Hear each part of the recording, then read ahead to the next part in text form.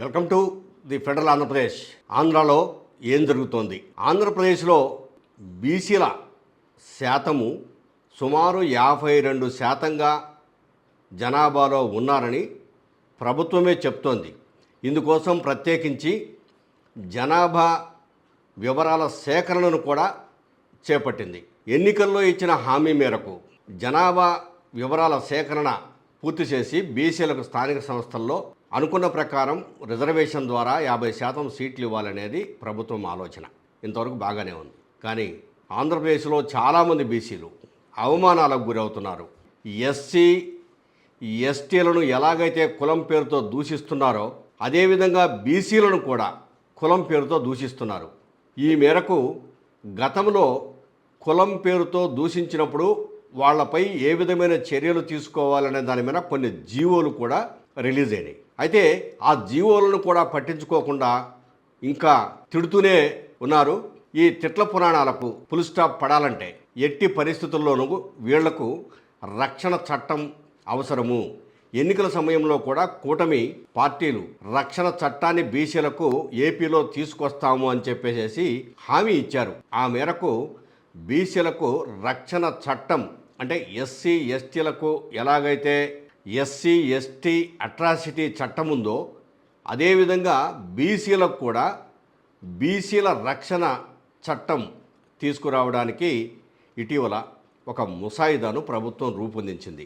అయితే ఈ ముసాయిదాను కేంద్ర ప్రభుత్వానికి పంపించి కేంద్ర బీసీ కమిషన్ ద్వారా కావాల్సిన పర్మిషన్ తీసుకోవడము, అదేవిధంగా కేంద్ర ప్రభుత్వం ద్వారా కూడా కావాల్సిన పర్మిషన్ తీసుకోవడము, ఆ తర్వాత ఆంధ్రప్రదేశ్ న్యాయశాఖ ద్వారా కూడా కావాల్సిన పర్మిషన్లన్నీ తీసుకొని అన్నీ పరిశీలించిన తర్వాత వచ్చే అసెంబ్లీ సమావేశాల్లో ఈ బిల్లును ప్రవేశపెట్టాలని రాష్ట్ర ప్రభుత్వం నిర్ణయించింది.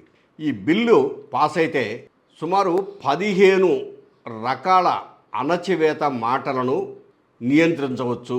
335 బీసీ కులాల వారికి రక్షణ కల్పించవచ్చు. ప్రధానంగా వాళ్ళను అవమానాలకు గురి కాకుండా చూడవచ్చు. ఎందుకంటే బీసీలలో చాలామంది ఇప్పటికీ సంచార జాతులుగా యాచిక వృత్తిలో ఉన్నవాళ్ళు, బట్టలు ఉతికేవాళ్ళు, గడ్డం గీసి మంగళ పని చేసేవాళ్ళు, ఇట్లా రకరకాల వృత్తుల్లో ఉన్నారు. ఈ వృత్తుల పేరుతో తిట్టి అవమానించటము అగ్రవర్ణాల వారికి సహజంగా ఉంది. దాని నుంచి వాళ్ళు బయటపడాలంటే బీసీలకు రక్షణ చట్టం తప్పనిసరిగా తీసుకురావాలనేది ప్రభుత్వ ఆలోచన. ఆ ఆలోచనకు ఇప్పటికే కార్యరూపం తీసుకొచ్చింది. ముసాయిదా రెడీ అయింది కాబట్టి వచ్చే అసెంబ్లీ ఎన్నికల్లో తప్పనిసరిగా బీసీల రక్షణ చట్టం వచ్చే అవకాశం ఉంది. ఇక మరో ప్రధానమైనటువంటి అంశం, ఒక పక్క కరువు, మరో పక్క వరదల బీభత్సం. గోదావరి నదీ తీర ప్రాంతంలోని లంక గ్రామాలు ఇప్పటికే చాలా వరకు మునిగిపోయాయి. సుమారు ఒక 30 గ్రామాల వరకు లంక గ్రామాలు మునకకు గురైనై ప్రభుత్వం పునరావాస చర్యలు చేపట్టింది. అయితే ప్రస్తుతం శ్రీశైలం ప్రాజెక్టుకు వరద ఉధృతి పెరిగింది. కర్ణాటక రాష్ట్రం నుంచి కృష్ణా నదికి నీటి ప్రవాహం పెరగడంతో వరద నీరు శ్రీశైలానికి చేరింది. మొత్తం శ్రీశైలం బ్యారేజీ పూర్తి కెపాసిటీ 215.8 టీఎంసీలు కాగా ప్రస్తుతం 160 టీఎంసీల నీరు శ్రీశైలం ప్రాజెక్టుకు చేరింది.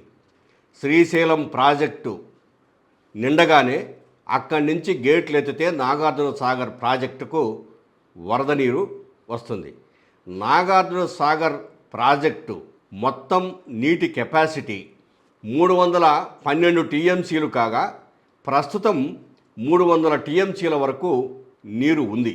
అంటే శ్రీశైలం ప్రాజెక్టు నుంచి వరద నీరు వచ్చి నాగార్జున సాగర్లో పడితే ఖచ్చితంగా ప్రకాశం బ్యారేజీకి నీరు చేరే అవకాశం ఉంది. ప్రకాశం బ్యారేజీ మొత్తం పూర్తి కెపాసిటీ 3.7 టీఎంసీలు, ప్రస్తుతము 2.99 టీఎంసీల నీరు ప్రకాశం బ్యారేజీలో ఉంది. అంటే దాదాపు ప్రకాశం బ్యారేజీ నిండుగానే ఉంది. నాగార్జున సాగర్ ప్రాజెక్టు కూడా కొద్దిగా గొప్ప నిండే దశలోనే ఉంది. ఇప్పుడు శ్రీశైలం ప్రాజెక్టు నిండి వరద నీరు కనుక నాగార్జున సాగర్ ప్రాజెక్టుకు వస్తే అక్కడి నుంచి నాగార్జున సాగర్ కుడి ఎడమ కాలువ వరకు రైతులందరికీ సాగునీరు అందించే అవకాశం ఉంది. సాగునీరు ఎప్పుడైతే అందుతుందో తాగునీరుకు కూడా ఎటువంటి ఇబ్బందులు ఉండవు. అదేవిధంగా ప్రకాశం బ్యారేజీకి కూడా నీళ్లు పూర్తి స్థాయిలో వచ్చేస్తాయి. అయితే ఇప్పటికే కొంత నీరును ప్రకాశం బ్యారేజీ నుంచి కాలువలకు వదిలినప్పటికీ దాన్ని తాగునీరుగా మాత్రమే ఉపయోగించుకోండి, వ్యవసాయానికి వాడొద్దని చెప్తున్నారు ప్రభుత్వము. అయినా ఒక వారం రోజుల్లో ఎట్టి పరిస్థితుల్లో ప్రకాశం బ్యారేజీ కూడా నిండి కృష్ణా డెల్టాకు అదేవిధంగా నాగార్జున సాగర్ కుడి ఎడమ కాలువలకు సాగునీరు అందే అవకాశం ఉంది.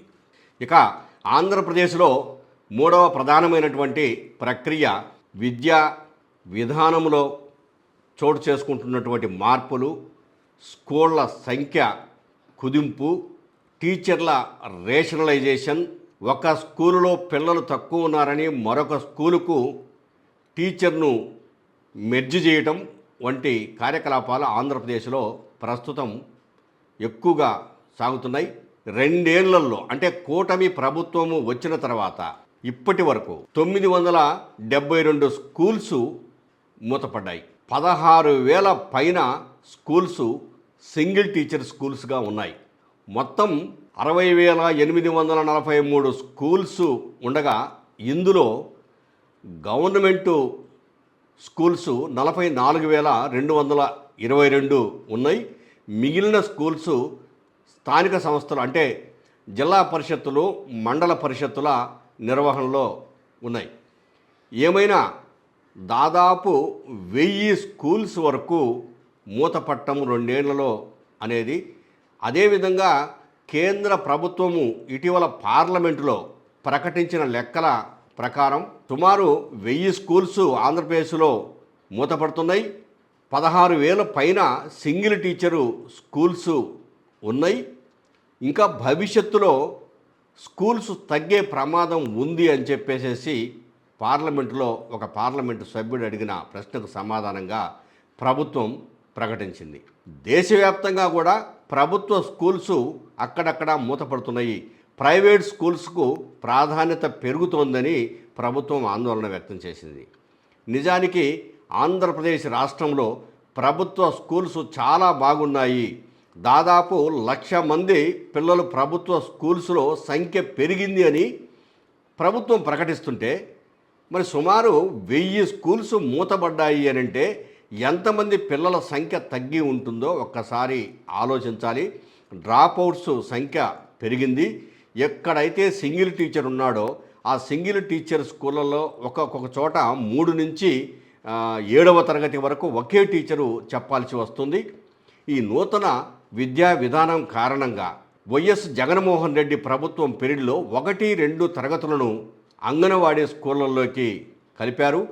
3 నుంచి 10వ తరగతి వరకు చాలా చోట్ల ఒకే స్కూల్స్గా ఉన్నాయి. కొన్ని చోట్ల అప్పర్ ప్రైమరీ స్కూల్ ఉన్న చోట 3 నుంచి 7వ తరగతి వరకు ఉన్నాయి. ఈ అప్పర్ ప్రైమరీ స్కూళ్ళు కూడా ఒక్కో చోట సింగిల్ టీచర్గా ఉండటం బాధ కలిగించే అంశమని విద్యార్థుల తల్లిదండ్రులు ఆవేదన వ్యక్తం చేస్తున్నారు. ఉపాధ్యాయ సంఘాలు కూడా ఈ విషయంలో ప్రభుత్వం ఒక్కసారి పునరాలోచించాలి. ఈ స్కూళ్ళ మెర్జింగు, ఉపాధ్యాయుల మెర్జింగు అంశాలను పక్కన పెట్టి ఆ స్కూల్లో అంటే ఒక ఊరిలో ఎంతమంది పిల్లలు ఉన్నారనేది క్రైటీరియాగా తీసుకోకుండా ఆ స్కూలులో అక్కడ ఆ ఊరిలో స్కూలు రద్దు కాకుండా తగిన చర్యలు తీసుకొని తప్పనిసరిగా ఎంతమంది పిల్లలు ఉన్నా ఆ ఊరిలో స్కూలు విడినే విధంగా చర్యలు తీసుకుంటే బాగుంటుంది. లేకుంటే ఆ ఊళ్ళో ఉన్న 10 మంది పిల్లలైనా కూడాను ప్రభుత్వ స్కూలుకు రాకుండా బయటకు వచ్చినప్పుడు ప్రైవేట్ స్కూలుకు వెళ్ళిపోతున్నారు. ఆ పరిస్థితిని రానివ్వకూడదు అని చెప్పేసి విద్యార్థుల తల్లిదండ్రులు, ఉపాధ్యాయ సంఘాలు కోరుతున్నాయి.